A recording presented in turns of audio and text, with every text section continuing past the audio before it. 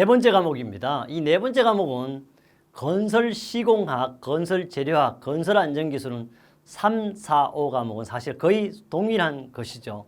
여기서 역시 재료가 좀 어려울 수 있지만 역시 재료가 어려우면 어때요? 시공이 쉬울 것이고 역시 시공이 어렵다면 건설 안전기술이 쉬울 것입니다. 그래요. 네 번째 과목 건설 재료학을 보겠습니다. 61번인데요. 61번은 진주석 또는 흑요석 등을 900에서 1200도씨로 소성한 후에 분쇄하여 소성 팽창하며 만들어지는 작은 입자의 접착제 무기질 섬유를 균등하게 혼합하여 성형한 제품이 뭐냐 그러면 바로 이것은 펄라이트 보온제. 이 펄라이트 보온제인데 이 펄라이트 보온제는 사실 진주석 또는 흑요석을 만드는 것이 바로 펄라이트 보온제입니다.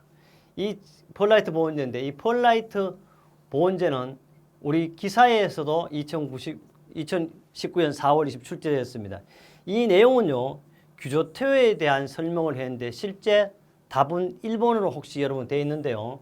지금 실제 책에는 4번으로 수정을 해서 4번에 하겠습니다. 답은 1번이 아니고 4번이라는 걸 기억해야 되겠습니다. 두 번째 여기 보면 보온제에 대해서 여러 가지 되는데 참고적으로 해주면 좋겠습니다. 62번입니다. 중용열 포틀 시멘트에 관한 설명으로 옳지 않는 것은 그것을 중용열 포틀랜드 시멘트를 저열 시멘트라고 이렇게 이야기합니다. 첫째, 수화율이 적고 수화 속도가 비교적 느립니다. 그 다음에 C3A가 많으므로 내항산형이 작다 그래도 이것은 C3A 많은 것이 아니고 작습니다. 그래서 답이 2번이고요. 건조 수축이 작고 건축용 매스 콘크리트도 사용되게 되어 있습니다. 조금 더 해설을 보면요. 중용열은 다른 말로 하면 저열 포틀랜드, 또 다른 말로 하면 이종 포틀랜드 시멘트죠.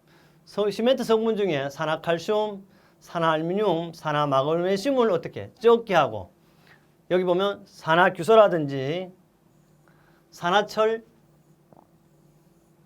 등을 많게 한 것이 바로 저열 포틀랜드 시멘트가 되겠습니다. 특히 경화시의 발열량이 적고 내식성이 있고 안정도가 높습니다.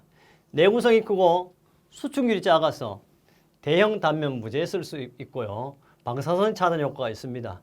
C3S나 C3A가 어떻게 많은 것이 적고 C2S를 많이 함유한 것이 바로 저열 포틀랜드, 다른 말로 하면 중용열 포틀랜드 시멘트가 되겠습니다. 이 내용은요. 2015년부터 18년까지 계속 출제됐고 C3A라는 것은 알루민산 삼석회를 우리는 C3A로 부르고 있습니다. 그 다음 63번 되겠습니다. 63번은요. 골재의 함수 상태 사이의 관계를 옳게 나타내는 것은 첫째, 유효 흡수량은 표건 상태 빼기 기건 상태 맞는 겁니다. 그렇다면요. 유효 흡수량이라는 것은 표면 건조 내부 포수 수량 빼기 기건 상태 수량이에요. 특히 흡수량이라는 것은 바로 기건 함수량과 유효 흡수량 사이의 흡수량이라고 하고요. 표면 수량이라는 것은 표면 건조 내부 포수 상태와 수분 상태를 말하고 있습니다. 전체를 가지고 우리는 함수량이라고 하고 있습니다. 이 내용은 우리 교재 4-53, 5-40 이쪽도 있고요. 실제 2018년 3월 4일 날 문제 71번으로 출제되었습니다. 2018년 3월 4일 날은 기사 문제 91번으로 출제된 문제가 되겠습니다. 64번입니다. 64번은 바닥 발음제예요.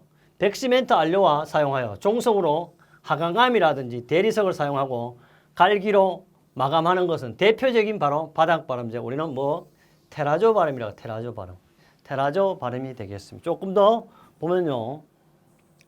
테라조라는 것은요.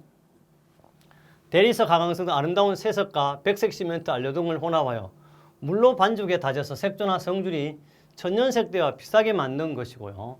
주로 백어 수장제로 쓰입니다.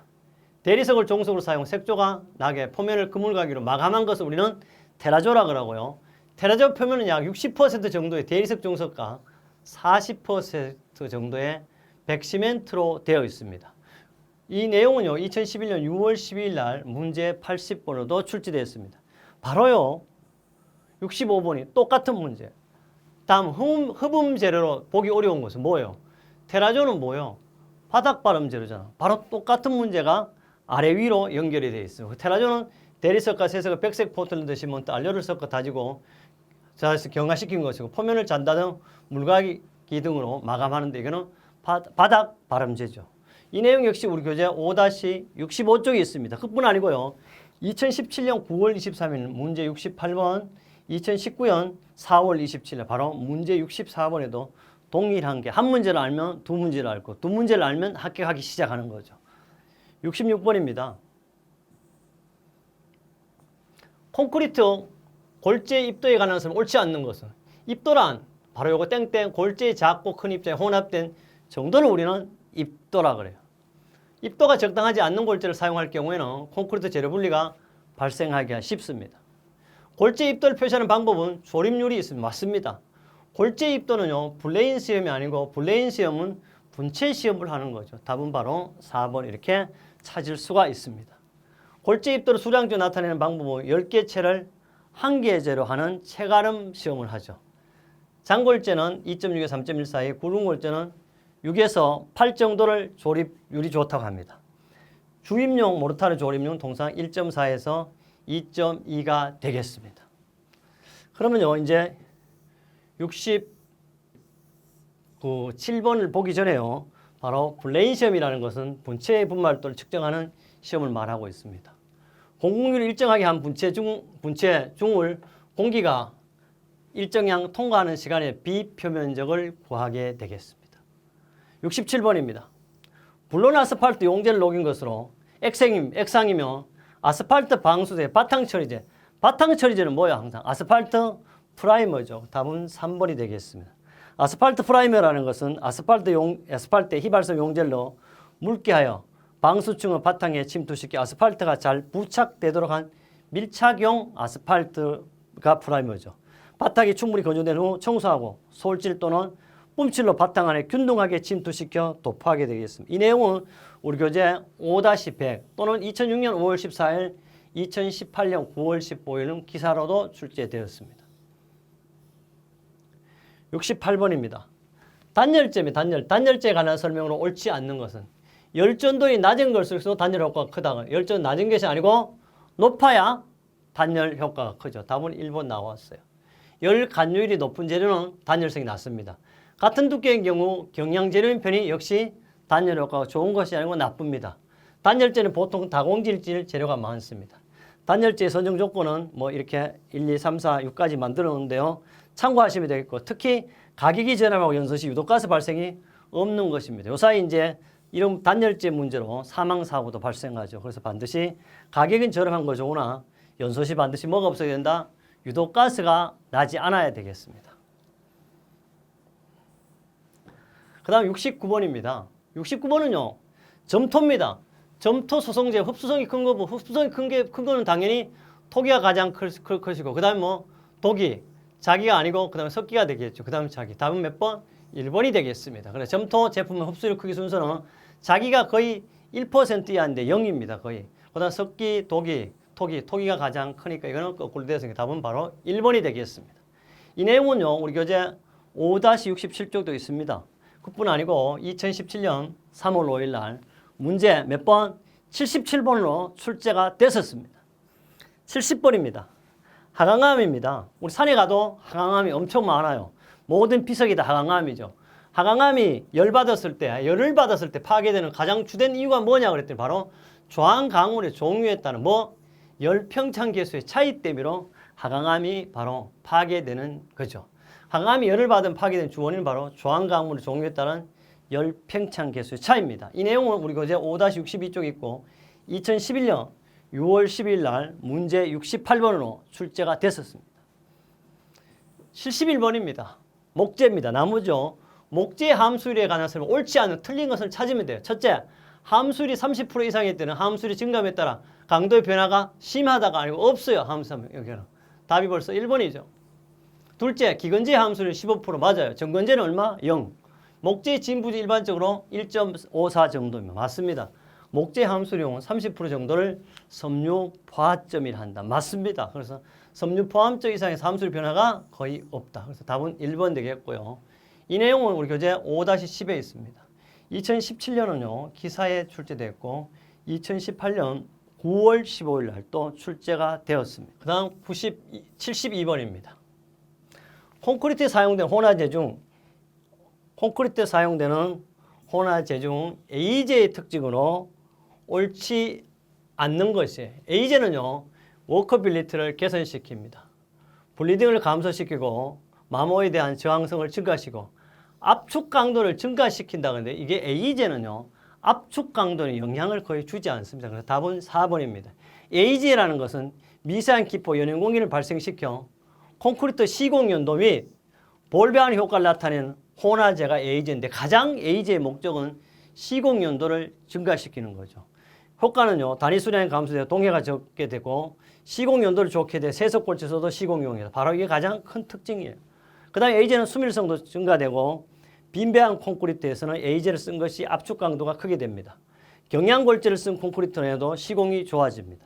철제의 부착력이 감소되고 콘크리트 표면 활성이 증가되는 것이죠. 이 내용은 우리 교재 5-34쪽도 있고 2016년 3월 6일 날 문제 76번으로도 출제가 됐었습니다. 73번 보겠습니다. 73번은요. 우리 열처리에 대한 건데요. 불림이나 담금질 한강을 불림이나 담금질 한강을 200에서 600도씨로 가열하는 데 공기 중에 냉각하는 처리를 말하면 내부 응력을 제거하고 잘 봐요. 연성과 인성을 크게 한다. 연성과 인성을 크게 하는 건 무조건 뭐예요? 뜨임이죠. 답은 벌써 뜨임이 나왔어요. 보겠습니다. 강로 일반적인 열처리 이 네 가지라고. 첫째, 풀림입니다. 결정의 미세와 조직의 연질하고요. 불림은 소중, 결정의 미세와 조직의 균질화. 뜨임이죠. 지금 뜨임질은 충격 강도의 증가, 연성, 인성을 개선하고 담금질은 오로지 경도 및 강도를 증가하는 거다. 우리 교재 5-82, 87조, 그 다음에 2016년 5월 8일 기사, 2017년 5월 7일 기사에 출제했습니다. 또 보충합수, 압출이라는 것은 균일한 긴봉이나 판을 제조하는 금속 가공 방법이고요. 중합이라는 것은 둘 또는 그 이상 유사한 분자가 복잡한 분자를 만드는 과정을 우리는 중합이라 이렇게 이야기하고 있습니다. 그 다음에 조금 하나 더 한다면 단조라는 것은 금속을 두드리거나 눌려서 형체를 만드는 금속 가공 한 방법인데 그래서 가장 좋은 제품을 만드는 건 단조입니다. 74번입니다. 74번은 탄소 함유량이 많은 것부터죠. 탄소가 많은 거, C가 많은 거는 당연히 뭐가 많아요? 추철이 가장 많아요. 그 다음에 탄소강, 그 다음에 연철이라 그러기도 하고 연강이라 그러기도 합니다. 그래서 탄소 함유량에 따라 선철 또는 추철, 강 또는 탄소강, 연철, 연강 이렇게 구분하죠. 그 선철, 추철은 1.7에서 4.5의 탄소 함유량, 그 다음에 강은 0.04에서 1.7, 연철, 연강은 0.04 이하입니다. 이 내용은요 5-81쪽에 있고 2014년 9월 20일 날 문제 75번은 출제가 되었습니다. 75번입니다. 재밌는 문제입니다. 그물유리라 그래요. 그물유리라고 하면 주로 방함이 방제용으로 쓰이는 게 뭐예요? 우리말로 하면 그물이 망이죠. 망임유리가 되겠습니다. 답은 2번이고요. 망임이라는 것은 두꺼운 판유리에 철망을 넣은 거예요. 투명, 반투명, 형판유리가 있으면 또 Y의 형상도 수종류가 있습니다. 유리액을 롤러로 재판하여 그 내부에 금속망을 삽입하고 압착 성형한 것을 말합니다. 망의 원료는 철, 롯, 알루미늄 망 등을 쓰고 망형은 사각형, 능형, 육각형, 팔각형 등에 거의 있습니다. 강선 투과용은 6mm 두께에서 7.6% 정도입니다. 유리의 파손 방지, 파편 비산 등의 방지, 도난, 하재 방지, 위험한 천장, 엘리베이터 문, 진동기에 파손되기 쉬운 것 사용됩니다. 안전유리 하나 깨져도 균열만 생기고 파편이 흩어지지 않아요. 그래서 이걸 가지고 우리는 망임유리 또는 그물유리 이렇게 이야기하고 있습니다. 이 내용은요 우리 교재 5-141에 있고 2019년 3월 3일 날 기사 98번에 출제되었습니다. 그 외에 참고사항 또는 합격 키로도 이렇게 많이 나온 문제 중에 한 문제가 되겠습니다. 그럼요 76번을 한번 가보겠습니다.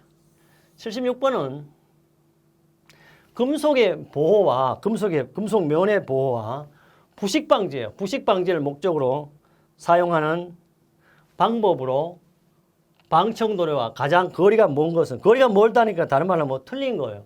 쉽게 말하면 금속면의 부식 방지, 썩는 걸 방지할 목적으로 사용하는 방청도로와 가장 거리가 먼 것은 했으니까 바로 강명단, 알루미늄, 에칭 이런 건 다 부식 방지예요. 캐슈 수지라는 것은요. 우리나라 같으면 오칠이에요. 온나무 같은 칠을 하는 건데 이거는 금속이 하는 것이 아니고 어디 한다? 목재 같은 데 하죠. 그래서 이거는 분명 금속면이니까 답은 4번입니다. 캐슈도로라는 것은 열대성 식물 온나무와 캐시오 과실 껍질에 함유되어 있는 액을 주원료로 한 유성도료로서 천연산 옷과 비싼 성의 합성 칠도료도 합니다. 액이 포르말린 등을 작용시키면 주성분은 카르다놀과 카르돌이 중합하여 점조성 흑갈색 액체를 얻을 수 있는데요. 내열, 내유, 내약품, 전기전원 등 우수하고 강택은 우수만 천연오칠처럼 내우성이 약한 결점이 있고 차량이나 목봉유, 밑바닥 도로, 특히 가구의 도장에 많이 쓰입니다. 그래서 주로 이거는 사실 차량이나 목공용 밑바닥에서 쓴다 하지만 실제 가장 중요한 캐슈 도료는 바로 나무에 사용하는 것이다. 이렇게 알고 있으면 되겠습니다. 77번입니다. 기본 점성이 크고요. 내수성, 내약품, 전기전원성 우수하고 금속, 플라스틱, 도자기, 유리, 콘크리트 등을 접합제에 사용하는 만능형 접착을 볼필에서 뭐라고 해서 에폭시입니다. 방수는 실리콘, 무조건 접착은 에폭시 수지 접착. 이거는 비행기도 붙이죠. 내용성과 내약품 뛰어나고 경할 디발성이 없고 금속, 유리, 목재, 알루미늄, 경금속 접착해 사용하고 우리 교재 5-115쪽에 있고요. 그 다음에 2016, 17, 18, 19까지 계속 출제됐던 문제가 되겠습니다. 78번입니다. 열선 흡수율이에요. 여기 열선 흡수율의 특징에 관한 설명으로 옳지 않은 것. 첫째, 열선은요, 여름철 냉장 부하를 감소할 수 있어요. 왜? 설이 들어있어가지고. 둘째, 자외설에 의한 상품 등의 변색을 방지할 수 있는 것도 바로 열선 흡수율입니다. 유리 온도 상승이 매우 적어 온도 상승이 많아요. 틀렸어요. 벌써. 실내의 기온에 별로 영향을 받지 않는다. 근데 영향을 받고요. 온도 차가 엄청 심합니다. 틀려요. 채광을 요구하는 진열장에 이용되는 것이 바로 열선 흡수율입니다. 조금 더 보면요. 열선 흡수율이라는 것은 보통 판울 위에 미량의 금속 산화물을 첨가한 것입니다. 열에 의한 온도 차이에 파손될 우려가 있어 창면 일부만이 그늘지거나 온도차가 많이 나는 곳에 사용을 피해야 하는 것이 특징이고 우리 교재 5-141쪽에 있습니다. 2019년 3월 3일 기사 문제 98번도 출제됐고요. 역시 똑같이 여기 참고와 같이 봐주면 좋겠습니다. 79번입니다. 79번은요. 백돌입니다. 내하 백도를 최소 얼마 이상은 내하도로가 가진 것을 말하는 이거는 재계류가 만든 거죠. 그래서 재계류 콘이라고 하죠. 이거는 SK 26번 이상입니다. SK 번호라는 건 소속온도 측정번 1886년 재계류가 고안했고 SK 26을 1580도씨로 기준하고 있습니다. 그래서 1908년 시모니스가 개량한 재계류 콘법이 있으며 재계류 캐계류가 소속온도를 표시한다. 어쨌든 우리는 소속온도를 나타내는 얼마? SK 26을 기억해야 합니다. 이 내용 우리 교재 5-67, 76에도 있고 2018년 3월 4일, 2019년 3월 3일 기사에도 출제되었습니다. 그 다음 80번입니다. 합판입니다. 합판에 관한 설명 옳은 것은 맞는 것이죠. 첫째, 공명각이 어렵다고 하는데 쉽죠. 틀렸어요. 함수율의 변화에 따라 신축 변형이 함수율의 변화에 따라 신축 변형이 적다. 이게 맞습니다. 유일하게. 2매 이상의 박판을 짝수 아니고 홀수로 해야 돼요. 틀렸어요. 합판 제조 시 목재 손실이 많다는 거 손실이 적죠. 왜? 하다못해 부품 부스러기도 이용할 수 있어요. 답은 2번이고요. 조금 더 합판해 보겠습니다. 합판은 판재에 비해 균질하고 우수한 품질 좋은 재료를 많이 얻을 수가 있어요. 단판을 서로 직교식 붙이고 잘 갈라지지 않으면 방향에 따라 강도 차이가 작아서 함수율의 변화, 신축 변형이 적고요. 단판은 얇아서 건조가 빠르고 뒤틀림이 없으면 평창하고 또는 어떻게 수축도 방지할 수 있는 것이 바로 합판입니다. 그 다음에요. 할 수 있고 또 네 번째 보면 아름다운 무늬가 되도록 얇게 벗긴 단판을 합판 양표면에 사용하면 값싸게 무늬가 좋은 판도 얻을 수 있습니다. 나비가 긴 판을 얻을 수 있고 쉽게 공면판으로도 만들 수 있습니다. 이 내용 우리 교재 5-17쪽에 있습니다. 2011년 6월 10일 날 문제 66번에 출제되었습니다. 2017년 9월 23일 73번으로 출제되었습니다. 우리 이렇게 했어요. 2019년입니다. 몇 회? 2회요. 2019년 4월 27일 날 건설안전산업기사 네 번째 과목인 건설 재료학을 마무리했습니다. 드디어 다섯 번째 과목이 기다리고 있습니다. 다섯 번째 과목은 건설안전기술 종합장입니다. 100점을 맞기 싫어도 꼭 100점을 맞는 과목. 다섯 번째 과목에서 여러분의 안전한 멘토, 안전한 합격의 멘토가 되겠습니다.